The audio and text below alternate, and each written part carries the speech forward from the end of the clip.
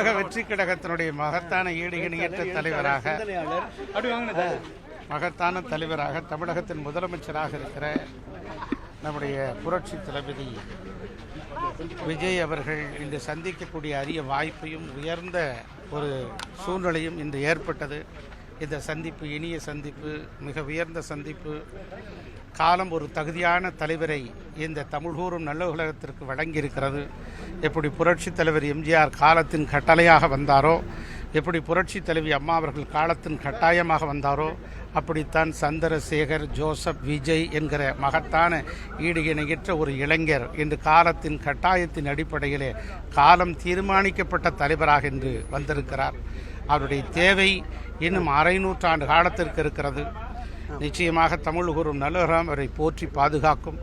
ஊழலற்ற நிர்வாகத்தையும் லஞ்சலாவண்யற்ற நிர்வாகத்தையும் தருகிற தமிழக அரசுக்கு உள்ளபடியே தமிழ்நாடு முழுவதும் மக்கள் பாராட்டி கொண்டே இருக்கிறார்கள்.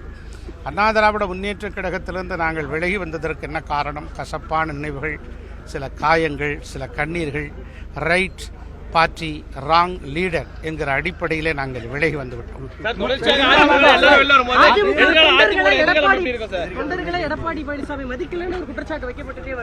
அது கொஞ்சம் கொஞ்சமாக நீங்களே புரிந்து கொள்வீர்கள். அது தகுதி உள்ளது தப்பி பிழைக்கும், வெற்றிடத்தை காற்று நிரப்பும் என்பது விஞ்ஞானபூர்வமான உண்மை. தகுதியுள்ள தலைவராக இருக்கிற நம்முடைய முதலமைச்சர் விஜய் அவர்களின் பக்கம் இன்று எல்லோரும் நகரத் தொடங்கிவிட்டார்கள். நான் கனவிலும் கூட அண்ணா திராவிட முன்னேற்ற கழகத்தை விட்டு விலகுவேன் என்று நினைத்து பார்த்தது கூட இல்லை. எங்கள் தந்தையார் கிளைக்கழக செயலாளராக அந்த இயக்கத்தில் இருந்த காலந்தொட்டு இன்று வரை, நேற்றைய வரை நாங்கள் அந்த இயக்கத்தோடு இரத்தமும் சதையுமாக பணியாற்றி இருக்கிறோம். அந்த இயக்கத்தை விட்டு பிரிந்து வந்தபோது மனவேதனை இருந்திருக்கிறது. ஆனால் அந்த மனவேதனைகளை எல்லாம் தீர்க்கக்கூடிய ஒரு தலைவராக இல்லையே என்கிற வருத்தத்தில் தான் ஒரு நல்ல தலைவரை தேடி வந்திருக்கிறோம். நல்ல தலைவர், கனிவுடன் பேசினார், இனிமையாக பேசினார், மிக அற்புதமாக எளிமையாக பேசினார்.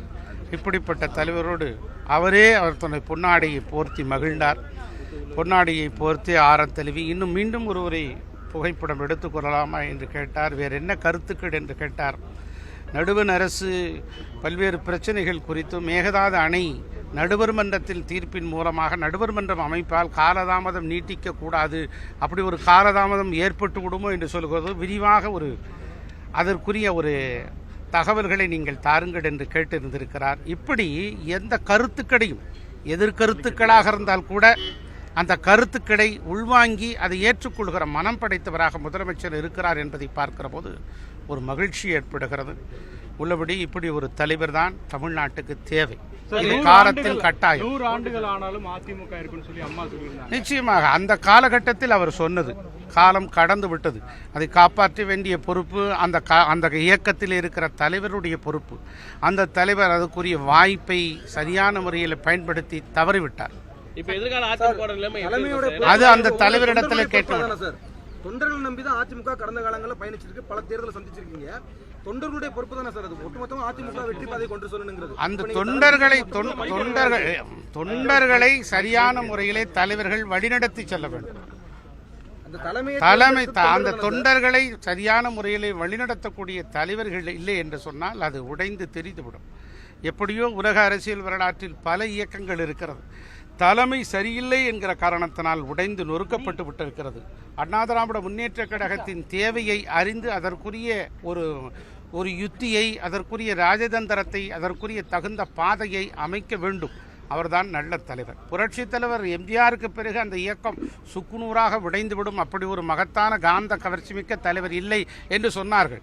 உடைந்த கட்சியே இரண்டாக இருந்ததை ஒன்றாக்கி அந்த இயக்கத்தை மீண்டும் புத்துருவாக்கி மீட்டுருவாக்கம் செய்து 1991 முதலமைச்சராக பொறுப்பேற்று அசைக்க முடியாத மக்கள் தலைவராக இருந்தவர் புரட்சி தலைவி அம்மா அவர்கள். அவர்தான் தலைவர். வெற்றியாளர்களை காலம் எவ்வாறு தீர்மானிக்கிறது என்று சொன்னால், தொடர்ந்து வெற்றி பெறுபவர்களை அல்ல, தோல்வி அடைந்த நிலையிலும் அதிலிருந்து மீண்டு எழுபவர்களையே காலம் வெற்றியாளர்கள் என்று தீர்மானிக்கிறது. தோல்வி அடைந்த ஒரு தலைவர் மீண்டும் மீண்டும் தோல்வி அடைந்து கொண்டே இருந்தால் எங்களை போன்று இருக்கிற தொண்டர்கள் எப்படி அவர் மீது நம்பிக்கை வைப்பார்கள்? நாங்கள் மாத்திரமல்ல, நான் என்பது என்னோடு முடிவதில்லை. நான் என்பது என்னோடு முடிவதில்லை என்று நொபேல் பரிசு பெற்ற கவிஞன் பாப்புலோ நெருடா சொல்வார். நான் என்று சொன்னால் என்னோடு இருக்கிற 100 பேர், அந்த 100 பேருக்கு கீழே இருக்கிற 200 பேர், இப்படி தொடர்ந்து ஒரு ஜனநாயகம் டெமோக்ரஸி என்ற அடிப்படையில் தொடர்ந்து இருக்கிறவர்கள். நான் சரியாக இல்லை என்று சொன்னால் என்னிடத்திலே இருக்கக்கூடிய 100 பேரும் என்னை விட்டு விலகிச் சென்று விடுவார்கள். இப்படித்தான் ஒவ்வொரு காலகட்டத்திலும் அந்த வெற்றியை தேடித்தர வேண்டிய பொறுப்பு ஒரு தலைவருக்கு உள்ளது. அந்த தலைமை பண்பை அவர் இழந்து விட்டார்.